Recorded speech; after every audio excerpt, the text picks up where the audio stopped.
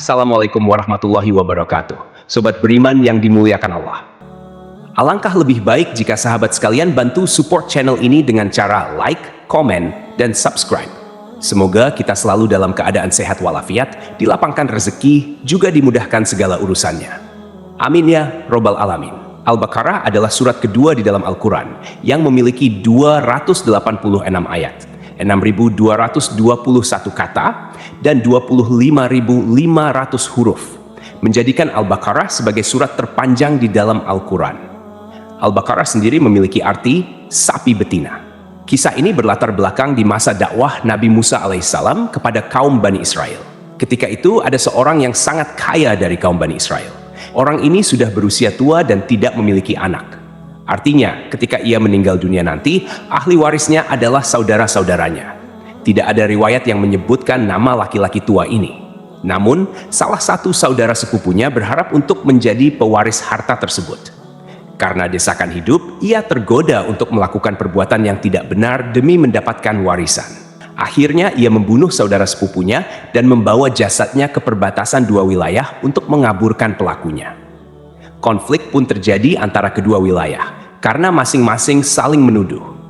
Ketika situasi memanas dan perang hampir pecah, seorang kakek bijak menyarankan mereka untuk menemui Nabi Musa guna mencari solusi. Nabi Musa kemudian berdoa kepada Allah Subhanahu wa Ta'ala agar diberi petunjuk untuk menyelesaikan masalah ini. Allah memberikan wahyu kepada Nabi Musa agar mereka menyembelih seekor sapi betina sebagai bagian dari solusi untuk menemukan pelaku. Awalnya, kaum Bani Israel merasa bingung dan heran dengan perintah ini. Tetapi Nabi Musa menegaskan bahwa ia hanya menyampaikan perintah Allah dan tidak bermaksud main-main. Akhirnya, mereka mengikuti perintah tersebut, dan melalui mukjizat Allah, pelaku pembunuhan pun terungkap. Dari sini timbul pertanyaan, kenapa harus sapi? Bukankah bisa dengan hewan lainnya seperti kambing atau unta? Para ulama mengatakan bahwa di dalam hati orang-orang Bani Israel ketika itu masih ada kecenderungan menuhankan sapi. Sebagaimana kisah yang diceritakan, Samiri pernah membuat patung sapi untuk menggantikan Allah Subhanahu wa Ta'ala. Setelah diperintahkan untuk mencari sapi betina oleh Nabi Musa, bukannya langsung mencari. Orang-orang Bani Israel malah menanyakan, mau sapi yang seperti apa? Mau yang bagaimana? Mau warna apa? Memang, teman-temanku, orang-orang Bani Israel ini terkenal suka membantah dan merasa sok pintar. Akhirnya, karena banyaknya pertanyaan dari mereka, Nabi Musa memberikan ciri-ciri yang sulit untuk sapi yang harus mereka cari. Nabi Musa berkata, carilah sapi betina yang tidak terlalu tua dan tidak terlalu muda, tidak terlalu kecil, dan tidak juga terlalu besar. Namun, bukannya langsung mencari, mereka malah menanyakan lebih detail tentang sapi itu.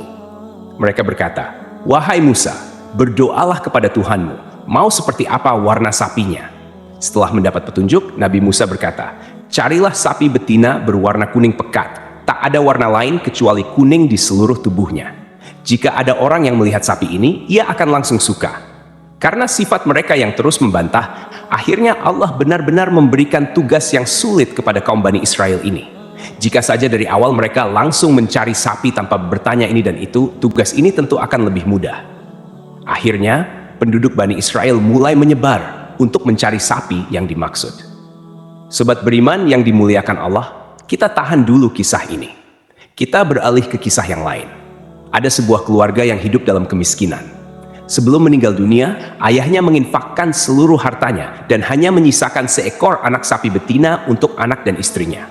Artinya, satu-satunya harta mereka adalah sapi warisan ayahnya. Ketika anak ini tumbuh dewasa, ia sangat berbakti kepada ibunya. Setiap hari, anak ini pergi ke hutan untuk mencari kayu bakar, membawanya ke pasar, lalu menjualnya. Hasilnya ia belikan makanan untuk dirinya dan ibunya di rumah. Ia terus melakukan ini demi menyambung hidup. Suatu hari, ibunya berkata, sesungguhnya ayahmu dulu telah mewariskan seekor anak sapi betina untukmu. Ia meninggalkannya di dalam hutan. Pergilah, ambil hakmu atas sapi itu. Akhirnya, pemuda ini memutuskan pergi ke hutan. Di sana, ia menemukan sapi warisan ayahnya, lalu membawanya pulang ke rumah. Sesampainya di rumah, ibunya berkata, engkau adalah orang fakir dan tidak memiliki harta. Engkau kerepotan mencari kayu bakar di siang hari dan melakukan qiyamul lail di malam hari. Oleh karena itu, pergilah jual sapi ini di pasar dengan harga 3 dinar. Pemuda ini pun membawa sapi ke pasar untuk dijual. Ketika sedang menunggu pembeli, tiba-tiba datang seorang laki-laki. Di sini Allah sedang menguji hambanya yang saleh ini. Apakah ia amanah dalam menjalankan tugas dari ibunya? Allah mengutus seorang malaikat yang menyamar menjadi manusia.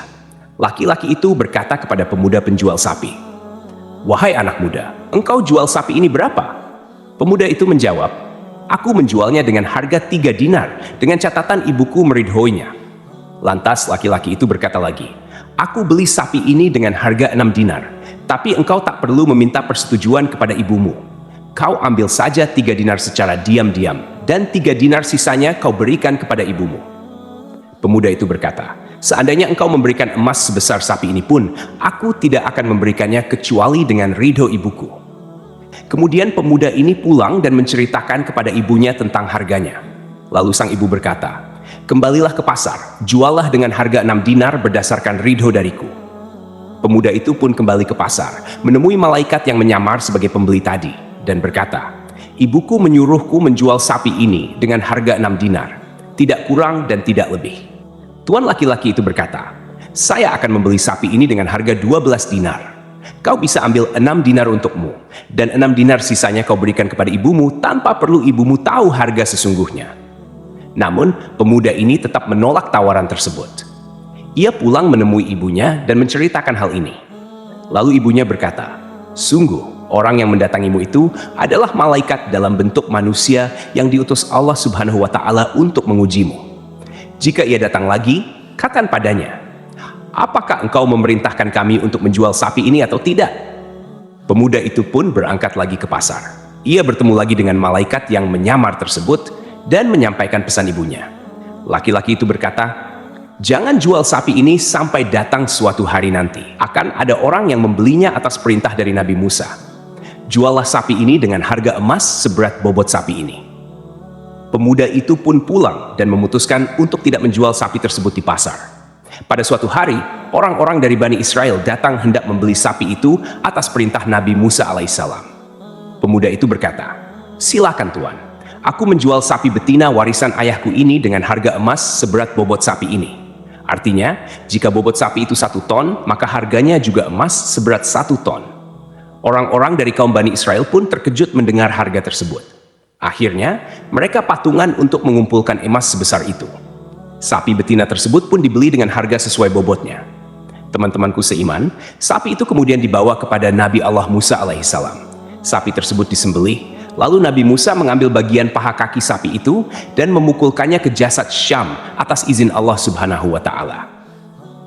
Jasad yang sudah meninggal ini tiba-tiba bangkit dari kematiannya. Nabi Musa pun berkata kepadanya, "Wahai Syam, siapa di antara mereka yang membunuhmu?" Lalu dengan isyarat tangan, jasad Syam menunjuk kepada saudaranya, Uhaiha. Setelah itu, Syam kembali meninggal dunia. Akhirnya, diketahuilah siapa yang membunuh Syam. Uhaiha langsung ditangkap dan diberi hukuman atas perbuatannya.